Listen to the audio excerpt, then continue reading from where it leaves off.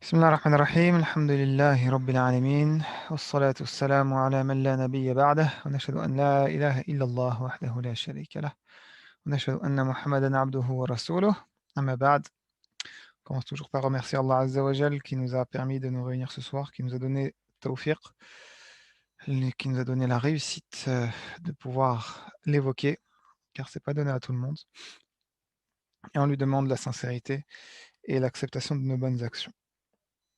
Je vous rappelle toujours en introduction que ce rappel n'est pas destiné aux plus jeunes. Surtout que là, on va voir des choses un petit peu difficiles pour les jeunes enfants, donc notamment la mort. Donc vraiment destiné à voilà, comme je vous l'avais déjà dit, plutôt à partir de 13 ans, inchallah. Et la semaine dernière, justement, on avait dit que on allait donner quelques réponses à pas mal de questions. Pas mal de questions que tous les êtres humains se posent à un moment ou à un autre. Qu'est-ce qu'il y a après la mort? Est-ce que, qu'est-ce que, qu'est-ce que la mort en fait, d'un point de vue, ce qu'on pourrait appeler métaphysique? C'est-à-dire au-delà de l'aspect, scientifique. Qu'est-ce qui se passe? Comment ça se passe? Et de tout temps, heu, il y a eu tout un tas d'explications qu'on pourrait appeler pour le moins hasardeuses, mais qui sont, en réalité dans notre, dogme, c'est-à-dire dans notre croyance musulmane, totalement plus qu'erronées, totalement, heu on va dire, fausses, tout simplement. Et nous, il y a une seule et unique explication, à laquelle on a le droit de croire, d'accord? Ce qu'on va voir aujourd'hui, c'est la seule chose qui est véridique, qui nous est rapportée par Allah et par son prophète, alayhi salatu wassalam, mais tout le reste, ne sont que, des récits mensongers. On va peut-être commencer par, évacuer justement toutes ces choses fausses, bah, parmi lesquelles, qu'il n'y a rien après la mort.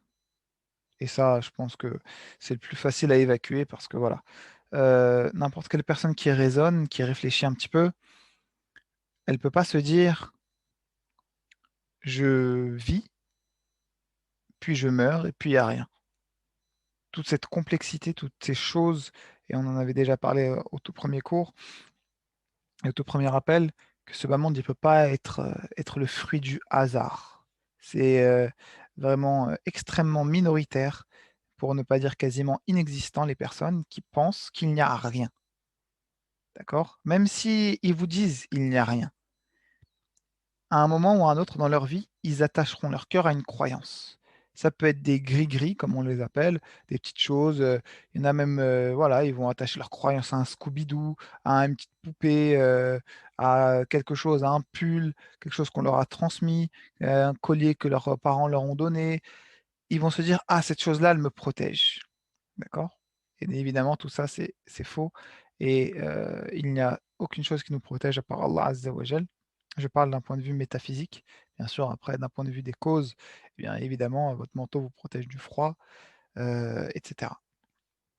Donc première chose, il n'y a rien. Bah, ça, c'est logiquement juste, en se réfléchissant 2 secondes, on ne peut pas se dire ça. Que la vie, la mort et puis voilà. C'est-à-dire qu'on meurt, il y a un écran noir, c'est ça? C'est impossible. Et la deuxième chose, c'est ce qu'on appelle la réincarnation. Il y en a certains qui ont cette croyance-là, qu'après la mort, notre âme, alors il y a plusieurs, credos. Il y en a qui disent que l'âme, elle va dans un autre corps, et donc en fait, dès qu'il y a quelqu'un qui meurt, il y a quelqu'un automatiquement qui renaît, d'accord? Et donc là, la question qu'on pourrait lui poser, mais donc, où sont toutes les âmes qui n'existaient pas avant? Vu que, vous savez, il y a de plus en plus d'êtres humains. Et il y a quelques années, on dépassait à peine le milliard. Aujourd'hui, on est plus de 7 milliards.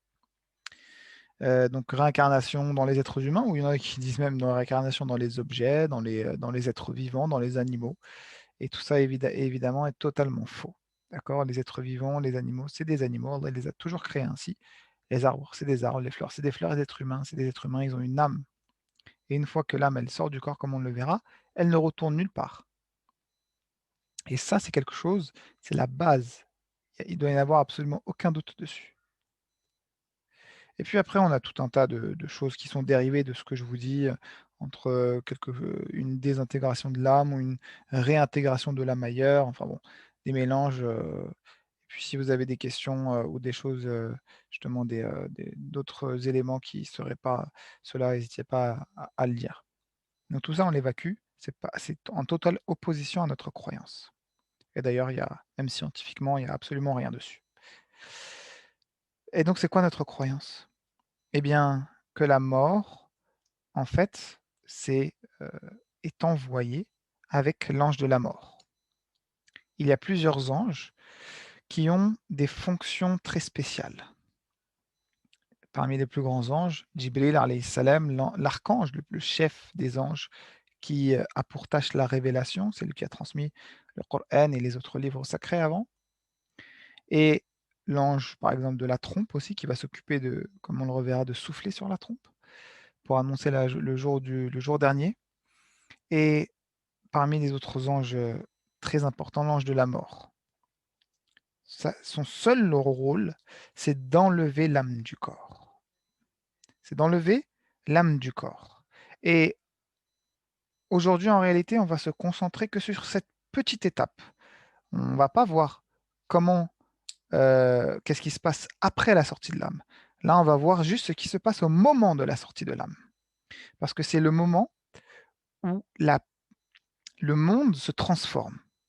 C'est le moment où l'être humain, il passe de ce qu'on appelle euh, ilm ou alim dunya ila ilm al-ghaib. C'est-à-dire qu'il passe du monde réel et de ce bas monde sur lequel il n'y a pas de croyance. Voilà, tout le monde sait qu'on existe. Voilà, il n'y a pas de, à part ceux qui philosophent trop, à une autre étape qui est l'étape de l'invisible. Aujourd'hui, on ne voit pas les anges, on ne voit pas Allah, on ne voit pas les miracles, on va dire les miracles vraiment qu'on ne pourrait pas remettre en question. Et ben c'est à ce moment-là où il n'y aura plus aucun doute. C'est quand on va passer au moment de ce qu'on appelle l'agonie de la mort à la mort. D'accord? Et cette étape-là, elle est extrêmement cruciale. Pourquoi elle est cruciale? Parce qu'en fait, c'est à ce moment-là que se joue tout ce qui va se passer après la mort. Alors, ici, c'est une généralité quand je vous dis tout. Ça veut dire que il y a forcément des conséquences dans notre vie, justement. Mais si on devrait vraiment caricaturer, d'accord, c'est à ce moment-là que la personne, soit elle meurt musulmane, soit elle meurt non musulmane. D'accord? Et d'ailleurs, le prophète alayhi salatu wassalam, nous parle justement et nous donne un exemple d'une personne qui aurait agi toute sa vie dans le bien, mais qui, à un moment donné, est rattrapée par sa destinée et qui, juste avant de mourir, eh bien, fait des actes qui font d'elle qu'elle n'est plus musulmane. Alors, à ce moment-là, elle aura annulé toute sa vie de bonne action. Et à l'opposé, une personne qui fait des mauvaises actions toute sa vie durant. Et puis, Allah Azza wa Jal, par sa miséricorde, eh bien, juste avant de mourir, l'a fait se convertir sincèrement à Allah. Eh bien, elle, cette conversion juste avant de mourir, elle lui aura effacé tous ses péchés. Ou en tout cas, aura fait en sorte qu'elle est musulmane et qu'elle ira au paradis tôt ou tard. C'est pour ça que c'est un moment crucial. Parce que, évidemment, Allah, il n'est pas injuste. Toute notre vie, elle va euh, avoir comme résultat ces derniers instants. Mais c'est un moment qu'on doit, alors, je ne vais pas dire craindre, mais au moins qu'on doit s'y préparer. Parce que personne ne doit se croire à l'abri. D'accord? Ce que je voudrais répéter depuis que je vous ai pour un certain nombre d'entre vous depuis le CE2, voire même depuis le CE1, eh bien, c'est des choses très positives sur l'islam et c'est comme ça qu'on doit parler quand on est encore jeune. On ne doit pas parler des choses négatives. On doit bien sûr savoir que l'enfer existe, mais sans trop insister dessus et plutôt insister sur la bienveillance d'Allah Azza wa Jal envers nous. Le fait que Allah Azza wa Jal, évidemment, et ça continue d'être vrai, On en reparlera de toute sa miséricorde, de comment il peut pardonner. Je viens de vous donner un exemple d'une personne qui aurait fait toute sa vie des choses des mauvaises actions et n'aurait pas été musulmane, par exemple, et se serait convertie. D'accord? Il y a des choses sur lesquelles j'ai très peu insisté et c'est à dessein, c'est fait exprès. C'est parce que c'est des choses qui sont dures. C'est des choses auxquelles il faut commencer à prendre conscience. C'est que rien ne nous est garanti. D'accord? Là, vous êtes musulman et musulmane. D'accord? Mais il faut commencer à vous dire que c'est vos actions qui vont vous permettre de le rester. Parce que il y a plusieurs excuses qui pourraient être, ou plusieurs voilà, manières d'éviter et de se reposer sur ses lauriers. Je suis musulman et donc c'est bon, les musulmans ils vont aller au paradis. Et bien la première réponse c'est qu'est-ce qui te garantit que tu vas mourir musulman ou musulmane? D'accord? Qu'est-ce qui te le garantit? Et c'est ça qui doit te pousser à agir. Parce que si tu te reposes sur le fait que tu es musulman ou musulmane, tu ne sais pas. Ça veut dire que c'est comme si tu ne craignais pas ce dont Allah nous met en garde, c'est-à-dire le fait eh bien, de se penser à l'abri d'Allah. Non, on ne doit jamais se penser à l'abri d'Allah Azza wa Jal, même si c'est notre Dieu qui nous protège, c'est aussi lui qui décide de tout. Et ce serait comme négliger le fait que Allah est capable de toute chose. Alors vous allez me dire, ouais, mais je dois passer ma vie dans la peur, ça se trouve, je ne vais plus être musulman, musulmane d'un instant à l'autre. Non, c'est pas ça. Il faut passer sa vie dans un équilibre entre la crainte, justement, et la peur de ne plus de faire les mauvaises actions, et en même temps l'espoir, et de se dire, voilà, eh bien, c'est vrai, ça peut être très grave si je fais des mauvaises actions et que je meurs non musulman. Parce que c'est ça, en fait, le risque. C'est à force de faire des mauvaises actions qu'à un moment donné, Shaitan, il fasse tomber les remparts les uns après les autres. Et c'est comme ça qu'il agit. Il va faire tomber le rempart du jeûne, de Ramadan, il va faire tomber le rempart de la sadaqa, il va faire tomber le rempart du bon comportement, il va faire tomber le rempart de la salette. Et après, il ne restera plus que la ilaha illallah. Et si vous n'avez plus rien pour protéger cette croyance dans votre cœur, eh bien, il pourra aussi la faire tomber. Et malheureusement, il existe des personnes qui, eh bien, étaient musulmanes et ne le sont plus. Donc personne n'est à l'abri.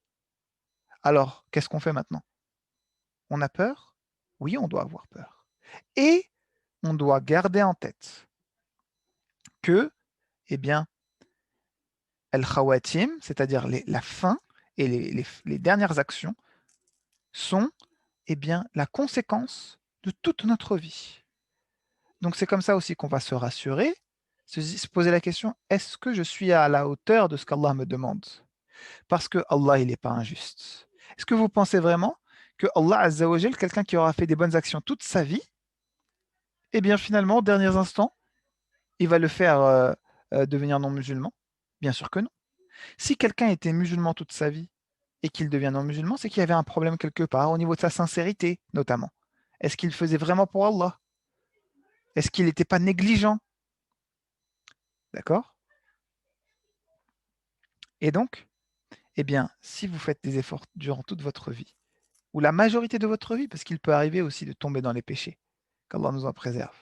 Mais tant que l'on demande pardon à Allah Azza wa Jal, tant que l'on euh, ne met pas ses péchés de côté en se disant, bon, un jour, de toute façon, Allah il va me pardonner. Non, c'est pas ça. C'est d'arrêter son péché et on fera justement, alors peut-être pas la semaine prochaine, mais la semaine suivante, pour qu'on avance un peu, un rappel sur c'est quoi le repentir. Comment demander pardon à Allah véritablement? Déjà, la base, elle est simple, eh bien, c'est de regretter. Le prophète nous a dit, An-nadamatu tawbah, le regret de ses péchés, c'est un repentir. Et on verra évidemment que ce n'est pas suffisant, mais que c'est très important. Donc déjà, posez-vous la question, est-ce que je regrette les choses que j'ai faites en termes de mauvaises actions, en termes de péchés, en termes de prières que j'ai ratées, en termes de prières que j'ai fait sortir de l'heure, en termes de mauvais comportements, de gros mots, etc., etc. D'accord? Donc, la première des choses, c'est donc euh, d'agir au maximum de ce que l'on peut pour pouvoir eh bien, mourir musulman. Et Allah n'est pas injuste. Il vous fera mourir musulman si eh bien, euh, vous agissez pour cela. D'accord? De la même manière, quelqu'un. Par contre, là, c'est un point extraordinaire. Parce que Allah, il ne peut pas être injuste. Mais par contre, Allah, il peut te donner quelque chose que tu ne mérites pas.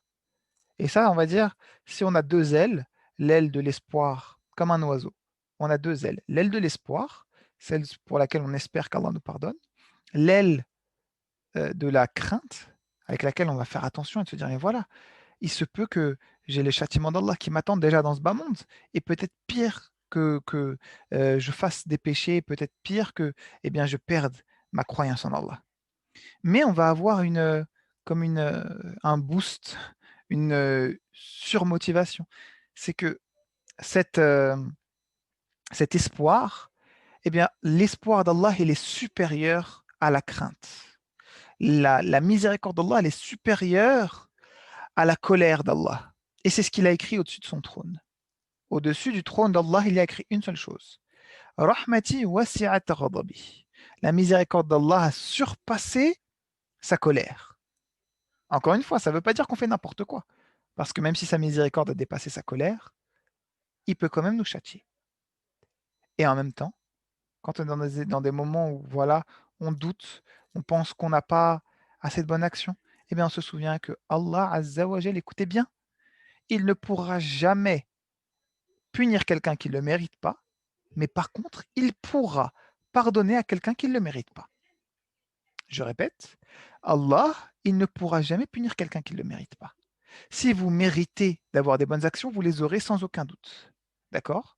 Si vous avez fait bien la prière correctement, Allah ne pourra jamais vous dire non, je ne veux pas te donner la prière, alors qu'il le pourrait, mais il s'est interdit à lui-même l'injustice. Par contre, si vous faites des péchés, eh bien, et que vous ne méritez pas des bonnes actions, Allah, il peut quand même décider de vous pardonner. Et il peut quand même décider de vous donner de bonnes actions. Donc, ça doit nous faire réfléchir sur le petit moment qui nous sépare, ces quelques instants. Parce que, en fait, le moment de la mort, c'est le moment qui va décider de tout, qui va décider de notre destination finale. Et quand je dis, écoutez bien, j'ai dit destination, j'ai pas dit chemin. Un voyage, c'est deux choses. C'est une destination et le chemin que j'emprunte. Si je veux aller au bled cet été, eh ben, je peux aller décider d'aller dans un pays, n'importe lequel, Tunisie, Maroc, Algérie, les Comores, le Mali, que sais-je. Ça, j'ai choisi la destination, mais par contre, ça ne veut pas dire que j'ai choisi la destination, que j'ai choisi le chemin. Je peux y aller en avion, je peux faire la route entre voiture, bateau et autres moyens de transport. Donc il y a deux choses. Le moment de la mort, eh bien, celui-là, c'est celui qui va décider de votre destination. Soit le paradis, soit l'enfer. Par contre, ça ne veut pas dire que vous allez passer, eh bien, euh, si vous êtes musulman, comme on le reverra, ça ne vous garantit pas de passer forcément directement au paradis. Ou bien, ça ne vous garantira pas que votre tombe, ça se passe bien, etc. On le verra ça. Mais quand même, c'est extrêmement important parce que ce moment de la mort, c'est lui qui en fait aura le dernier mot. Et c'est pour ça qu'il y a un certain nombre de personnes qui craignaient ce qu'on appelle sou al-khatima, la mauvaise fin. Et il y a même une dua, Allahumma inna nas'aluka husn al-khatima, wa na'udhu bika min sou al-khatima. Oh Allah, on te demande une bonne fin, c'est-à-dire de mourir à la ilaha illallah, de mourir en disant la ilaha illallah avec sa langue et avec son cœur. Par contre, on demande à Allah qui nous préserve justement de la mauvaise fin, de la fin soit qui fait qu'on n'est pas musulman, ou bien de la fin qui fait qu'on est peut-être musulman, mais qu'on termine sur des péchés. Cette doua, elle est importante. Cette doua, elle est très importante. Et aussi, cette série de rappels, je la fais pour que chacun d'entre vous trouve un motivant. Parce que moi, comme je vous l'ai dit, quand j'avais votre âge, cette série de rappels que j'avais suivie aussi sur les étapes de l'au-delà, c'est sans doute l'une qui me motive jusqu'aujourd'hui. Parce que c'est ça qui ancre notre croyance, qui fait que, eh bien, on espère jusqu'à la fin de notre vie, on ne lâchera jamais Allah et son prophète. On ne lâchera jamais les bonnes actions. Parce qu'on sait qu'il y a une fin. Et c'est pour ça que le prophète, alayhi salatu wassalam, il nous a dit d'augmenter, de se rappeler toujours la mort. Parce que celle-là, elle nous ramène toujours sur terre normalement. Et certains d'entre vous seront peut-être plus touchés par justement le moment de la fin de la vie. D'autres peut-être seront plus touchés par la tombe. D'autres seront peut-être plus touchés par le jugement. D'autres seront peut-être plus touchés par Sirat, la balance, l'enfer, le paradis. Donc chacun devra trouver sa motivation.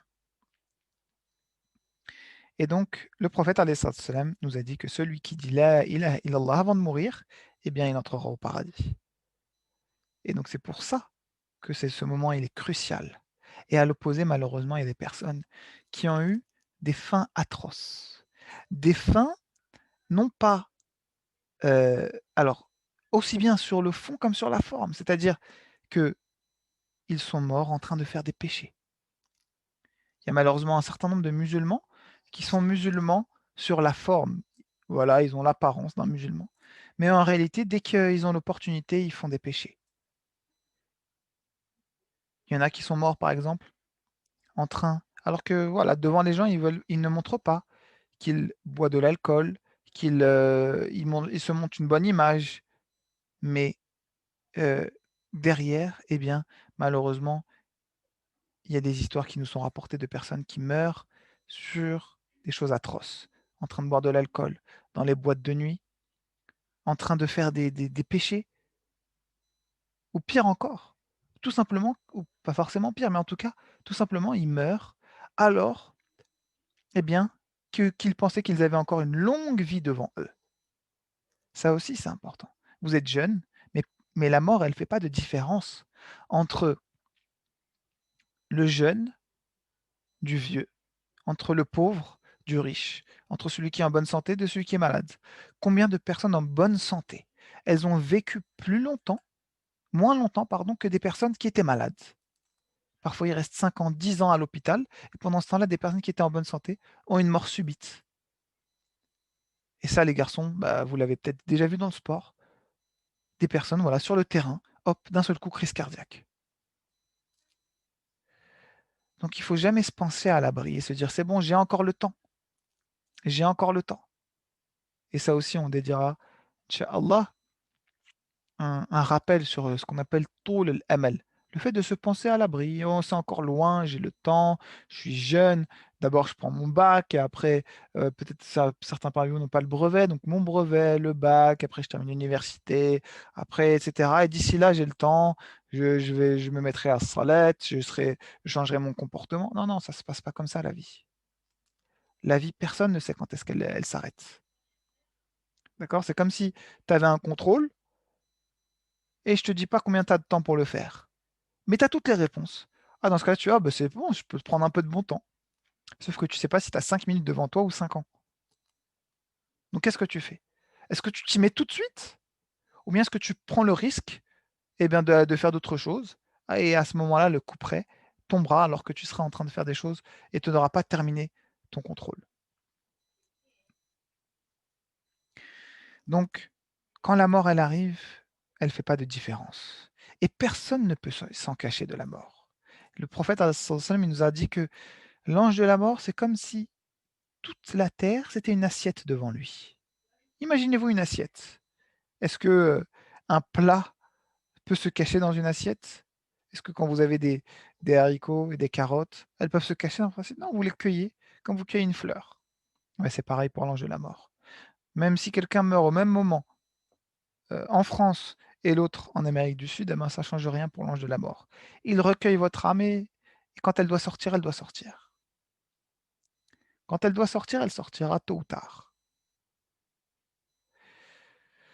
Donc qu'Allah nous donne husn al-khatima et qu'Allah nous préserve de sou al-khatima qu'on reverra incha'Allah la semaine prochaine aussi en continuant sur cette partie-là parce que eh bien ça mérite qu'on prenne un peu le temps.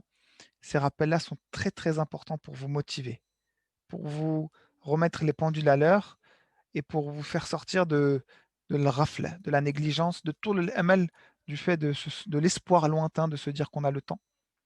Parce que la mort, elle met tout le monde d'accord. Tout le monde d'accord. Si vous avez des questions, je vous écoute. Sinon, eh bien, on continuera cette partie-là la semaine prochaine, Inch'Allah. Alors, je réactive vos micros. Donc là, vous pouvez directement activer vos micros si vous avez une question. pas forcément en lien avec le rappel, hein.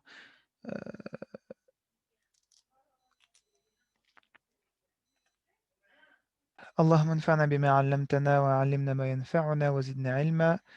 Qu'Allah accepte nos actions et nous réunisse au paradis. صلى اللهم وزد وبارك على سيدنا وحبيبنا محمد وآخر دعوانا أن الحمد لله رب العالمين.